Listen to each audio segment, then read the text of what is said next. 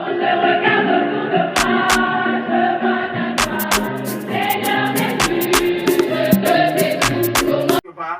on ne peut pas fuir le village tout le temps. Monsieur Victorin a quelque chose à dire, oui.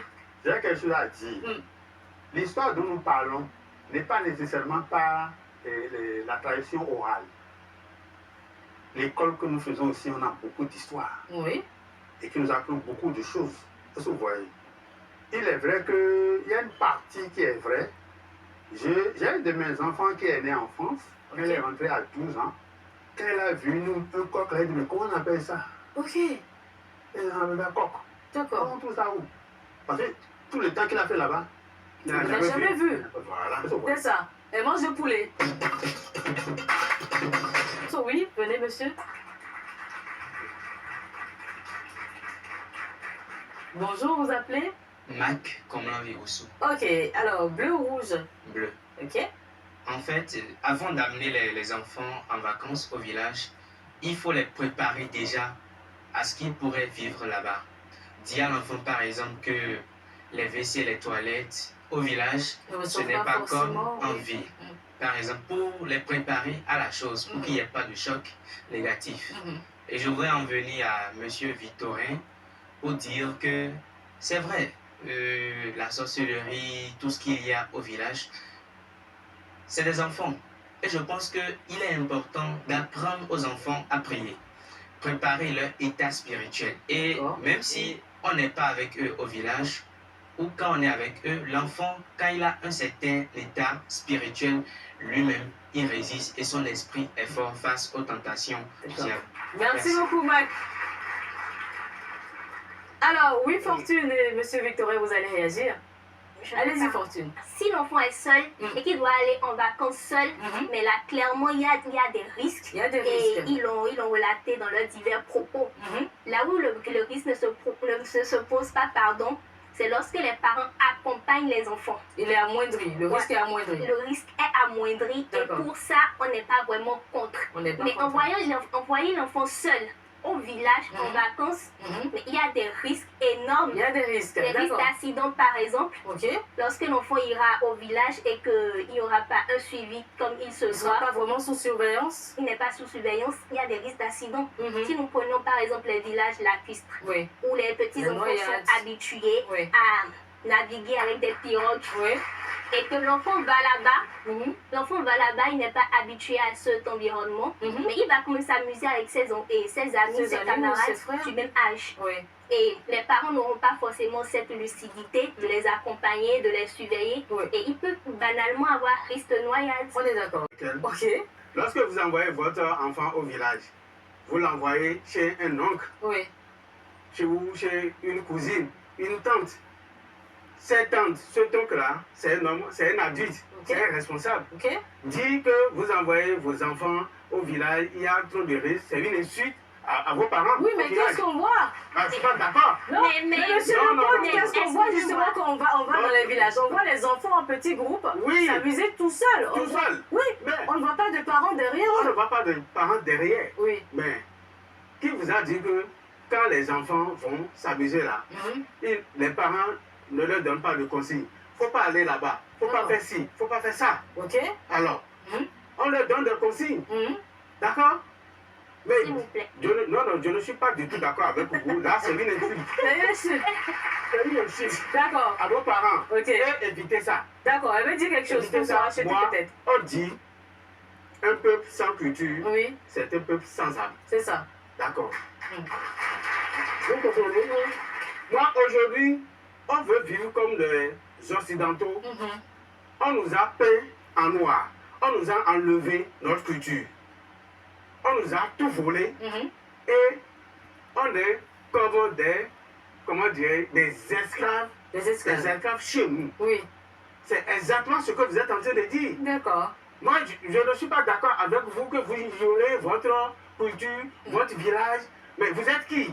Quand vos parents vont mourir, vous irez vers qui pour demander comment ça va se passer? On a des tontonvilles, ou bien Fortune? On a des tontonvilles.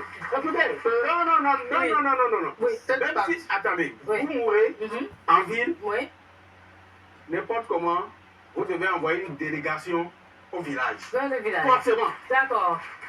Si c'est faux, quelqu'un n'a qu'à se lever pour me contredire. Votre partenaire veut dire quelque chose, oui. Oui, j'ai quelque chose à compléter.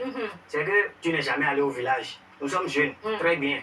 Moi, je quitte Cotonou ici, je suis bien sapé, j'ai vu la soeur, j'ai vu mais celle-là, vraiment, elle est vraiment, elle me plaît. C'est votre type, ça? Oui, elle me plaît. Hein. Bon, vous lui avez fait la cour? Elle est mon genre. Bon, je me suis approché, j'ai parlé avec elle. Bon, on a tout dit, j'ai dit, mais mademoiselle, comment t'appelles-tu? Directement, c'est mon nom de famille qui est sorti. Ok. Mais je me suis dit, mais... Oui, à quel moment? Mais je ne te connais pas. Oui. Mais tu es d'où? Bon, elle m'a dit c'est là que vous réalisez que c'est parce que vous n'étiez pas allé au village. Je ne suis pas allé au village. C'est ça. Je ne les connais pas. C'est ça, c'est ça. C'est depuis ce jour-là, ça m'a énervé. J'ai pris mon portable, j'ai créé WhatsApp. En même temps, j'ai dit, allez, mettez-les dedans en même temps. Très bien. Pour qu'on puisse les connaître en même temps. D'accord, merci beaucoup. Ok. On a parlé de laisser les enfants aller. C'est différent de les accompagner. Au-dessus. Les enfants vont à un âge donné. Oui. Et je crois que moi, à mon niveau aussi, j'ai jamais envoyé un enfant moins de 12 ans au village. Ok. J'attends toujours. Mais à quel moment il va apprendre alors ce qu'il faut? À quel moment il va apprendre à parler la langue du village? À quel moment il... Ah non. Vous voyez, et bien que je sois enseignant, il y a un jour que nous réservons dans la famille et on parle notre langue vernaculaire. Ok. On a adopté comme ça.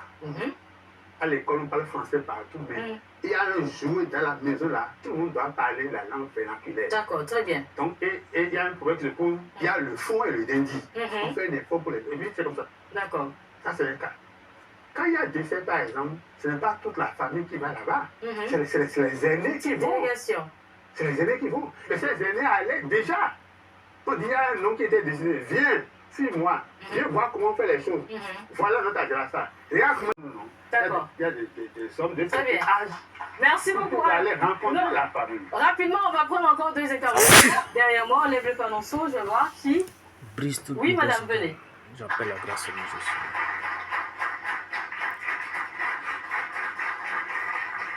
Bonjour madame, je vous le tiens. Il y a des mentalités, il y a des comportements qui ne concordent pas forcément avec ceux de la ville. Est-ce qu'il ne vaut pas justement mieux ne pas laisser ses enfants aller au village plutôt que de les laisser y aller et affronter le danger? Vous savez, oui. Autant que nous sommes, oui. La vie, c'est une jungle. C'est une jungle. La vie, c'est une jungle. Mieux vaut permettre à l'enfant de vite s'adapter que de le laisser de grandir avant de découvrir la vérité. Il faut commencer par nous laver cette mentalité que le colon. Oui. Mais est-ce que c'est vraiment une mentalité imposée par le colon? Oui, en ville, on sait, excusez-moi, en ville, on sait qu'on a certaines facilités à trouver de l'emploi, à se faire de l'argent, et ce n'est pas forcément le cas de ceux qui sont dans les villages. Et ils nous en veulent, ou ils vous en veulent lorsque vous réussissez en ville, parce qu'ils estiment qu'ils sont un peu en mauvaise posture. Est-ce qu'il ne vaut pas mieux les laisser dans leur environnement et évoluer tranquillement dans le nôtre? Chacun est dans son couloir et tout le monde a la paix. Qui est ici et qui est né sans un parent venu d'un village? Levez le doigt. Il n'y a pas. On est issu de quelque part. On est issu d'un village. Oui. Forcément. Donc il faut y retourner. Il faut envoyer les enfants. Il faut y retourner. J'ai dit tout à l'heure, je prends monsieur Victorin. Victorin. Vous avez dit tout à l'heure que lorsque l'on décède, qu'il faut toujours aller au village. Oui, envoyer une délégation. Ça, c'est inné à nous, c'est notre culture. On ne peut pas s'en passer. Je reste en ville, je ne vais jamais au village, je ne connais pas mon village et mon père décède. Je ferai comment? Je vais l'enterrer sans aller informer les autres au village, c'est ça? Qui l'a déjà fait une fois et ça ne doit pas causer de problème. Moi, j'ai une autre question. Alors, aujourd'hui, ce sont les enfants, n'est-ce pas? Demain, ce seront nos dirigeants, ce seront les personnes adultes, n'est-ce pas? Si aujourd'hui, vous ne les laissez pas aller au village, quand ils auront, par exemple, pour aspiration de devenir politiciens, À quel moment ils vont retrouver la voie pour aller au village? Mais franchement, à aucun moment on a refusé ici. Mon papa et moi, on a refusé ici qu'un enfant aille au village, découvrir son village. On n'a pas refusé ça. D'accord. Ce qu'on est en train de refuser, c'est le fait qu'il y aille seul.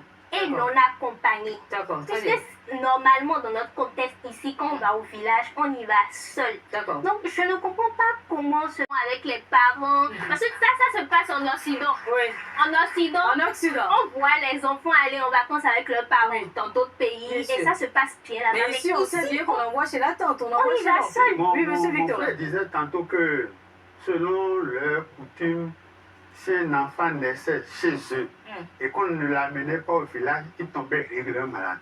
Mais l'enfant qui est né en France, il faut les gens l'amener à Tchala d'abord, c'est pas tout comment on hein? Bien. Je vais répondre par rapport à votre question. Oui. Bonjour. J'ai un grand-oncle. Il est resté en Côte d'Ivoire. Il a mis ses enfants au monde en Côte d'Ivoire. Or, lorsque vous mettez un enfant au monde chez nous, il y a des cérémonies qu'on fait. Il a négligé le village, il a négligé tout. La famille. La famille. Et il s'est converti dans une religion. Ok. Religion. Religion, oui. Ok. Je vous dis, sur les 6 enfants qu'il a eus, 4 sont décédés. 1 mois. Ok, de façon... L'intervalle 2 mois. 2 mois. Il a perdu 4 enfants. Waouh.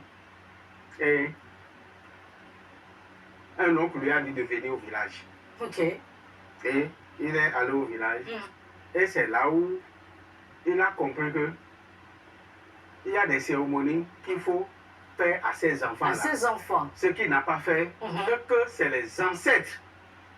C'est les ancêtres. Les conséquences sont rattrapées plus tard. Alors, qui lui a envoyé des messages, mais qui n'a pas vite compris. Ok. Et que si il avait traîné un peu plus. S'il avait traîné encore plus, qui va perdre les 2 autres. Les 2 autres, parce qu'il a renié. D'accord, le village. C'est compris, merci. Vous avez compris? Oui. Voilà.